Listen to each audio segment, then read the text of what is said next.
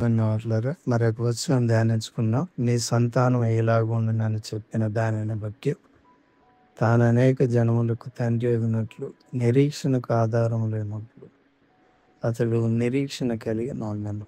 రోమ 4:18. అబ్రహాం యొక్క నిరీక్షణ సహజమైనది కాదు, ప్రకృతికి అతీతమైనది.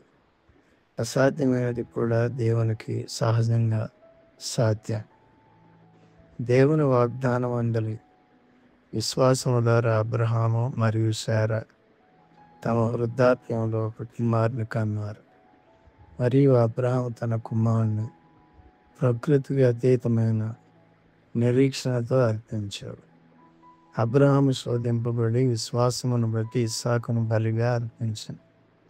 ఎవడు ఆ వాగ్దానములు సంతోషంతో అంగీకరించిన ఇస్సాకు వలన అది నీ సంతానం అనబడునని ఎవరితో చెప్పబడను.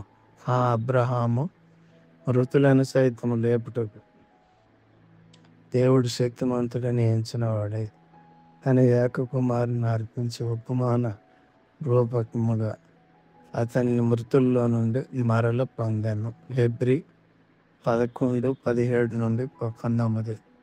ప్రభువైన యేసుక్రీస్తు వారిలో మనకు నిత్య జీవము మరియు పునరుత్థానము గూర్చిన నిరీక్షణ ఉంది. దేవుడు మిమ్మల్ని అందరినీ దీవించి కాపాడి యేసు ప్రభు రెండవ రాకడ కొరకు నిరీక్షణతో సిద్ధపరచును గాక. ఆమేన్.